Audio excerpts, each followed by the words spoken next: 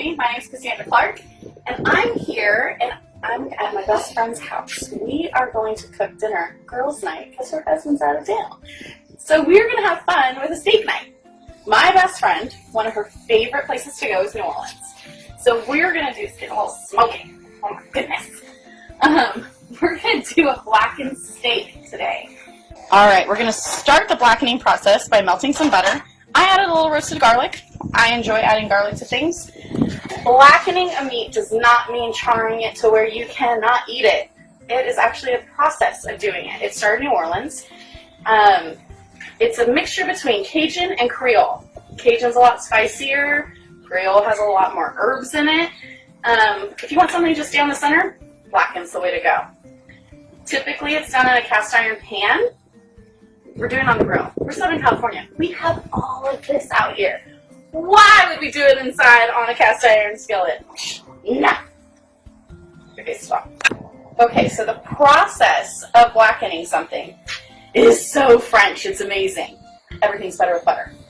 So I have two steaks here, two types. I'm a ribeye fan. Tara is a filet fan. So we're going to do both, okay? All right, so if you look here, we are going to take a steak. We are going to dredge it in butter. What? Hers are bacon wrapped, by the way. She's special.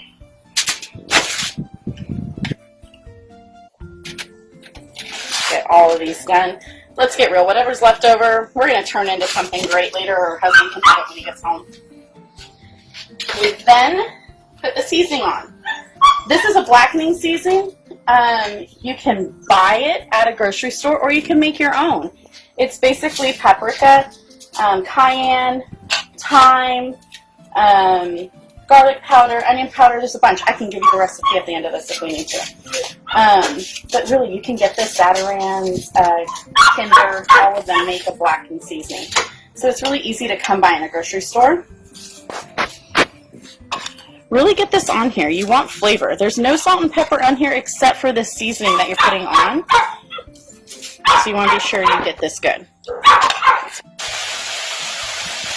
Okay, so we've let it sit for a minute and we've let it bloom. When you bloom seasoning, it actually enhances the flavor into meat, really digs down deep into it. And our temperature is hot, hot, hot. And since we are not doing a cast iron pan, if you've never seen one of these grill mats before, they are lifesavers. They bring out the real sizzle.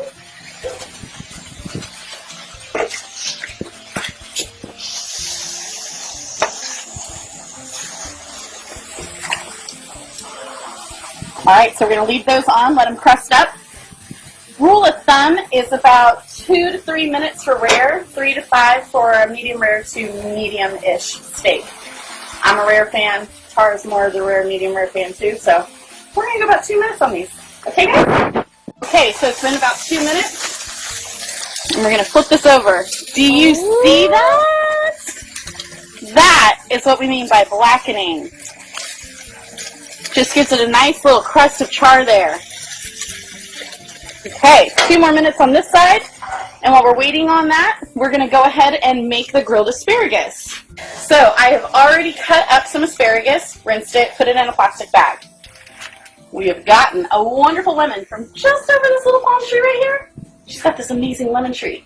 We're very, very blessed here in Southern California to have such beautiful produce. We don't have to go to a store when we go, oh, you know what, we need some citrus. We have it in our backyards. I was just at another friend's house today, and her husband picked me a whole bag of limes. I don't have to go to the store for limes and lemons for a while. All right, lemon, squeeze, put it in, right with it. Right with it. And again with my cross promote, Partridge Family Olive Company, Mike and Angela Partridge, one of our fellow dog show people. Remember, they won gold this year at the World Olive Oil Competition. Stop. We're going to drizzle a little bit of that award-winning olive oil in here too. Salt and pepper. Come on now.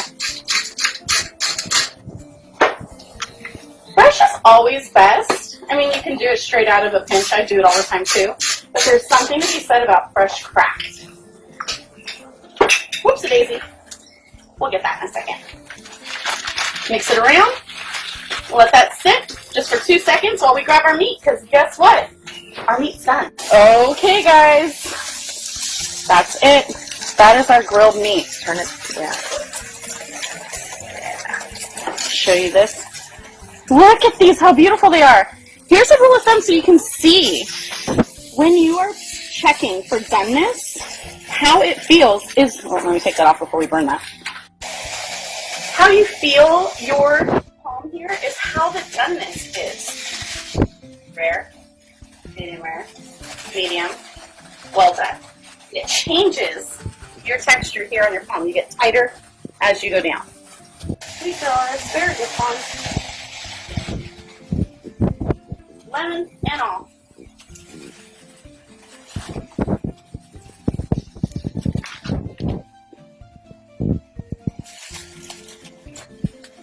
Okay, so our asparagus is done. And remember, you guys do it to how you like it. See how we have just a little bit of char here? It's still slightly crisp. That's how I like my asparagus. I don't like it overdone. I don't like it soggy. That's just me.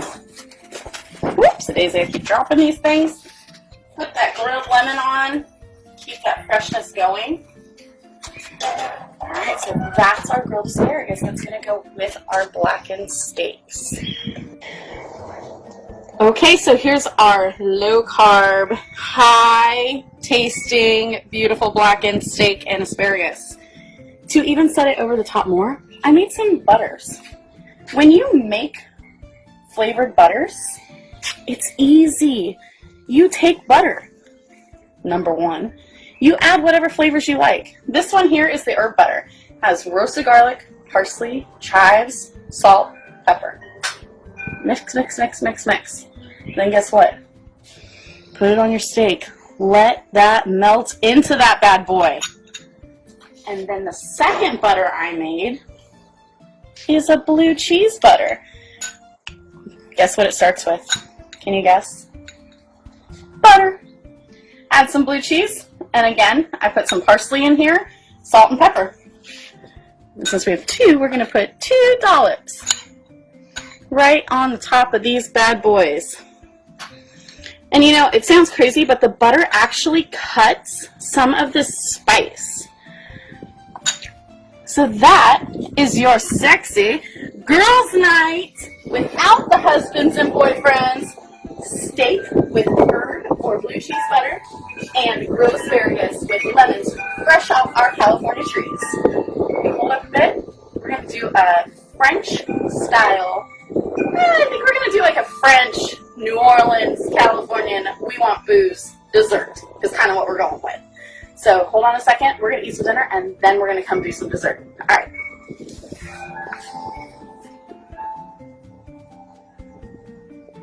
Okay, we are going to do a bourbon honey grilled peach. We're now going to turn it into a peach melba. Peach melba actually started in France by Auguste Escoffier. So we're taking the French part, French Quarter, New Orleans. We just want some bourbon, let's get real. Okay, so we're cutting the peach in half. And we're going to take this pit out, okay? You don't want the pit. Can't eat the pit. There we go. You know what? Sometimes it's easy. Sometimes it's hard. I gotta tell you, I had an issue. Alright, so we have these peach halves in here. If it's not pretty, it's not pretty. You know what? It's going with ice cream in a second anyway. One has been murdered. Totally. Okay, so now we have about a tablespoon of honey and some good bourbon. We're using Angel's Envy for this one. We're going to put about 2 tablespoons of that in here. Done. We're going to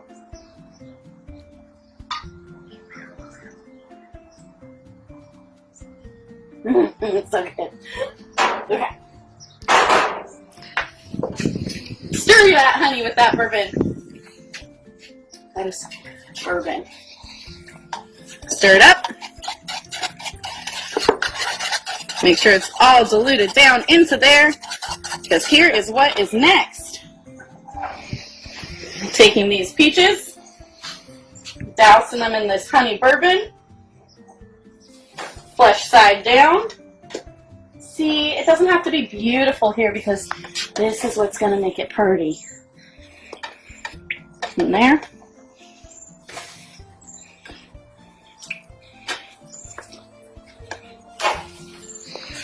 All right, we let those go for about 3 minutes on that side. Flip it again, and it'll be 3 minutes on the other. And while that's doing that, I'm going to keep on drinking. Okay, so the peaches are ready to go. Oh, look at how caramelized and beautiful this is. See how the skin pulls off? You can keep the skin. Stay. You can take off the skin, whatever makes you happy. Me, I like the skin. We want it that soft. We want that gooey goodness there. Because gooey goodness is what's going to make this more scrumptious. So here we are representing some West Coast Oregon Tillamook ice cream. For those who haven't had Tillamook ice cream, it is velvety, it is rich, it really is something to be desired.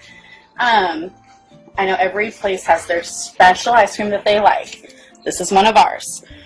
This is our beautiful Chambord raspberry sauce we're putting over the top here. Just drizzle it over. Don't be shy with it. I mean, why would you want to give up on the Chambord? Okay, so this is our take on a French classic peach Melba dessert. We just add a little bit of a Kentucky bourbon goodness to it, and of course some Chambord raspberry-ness. We're going to go enjoy our dessert now. Dinner, by the way, was fantastic.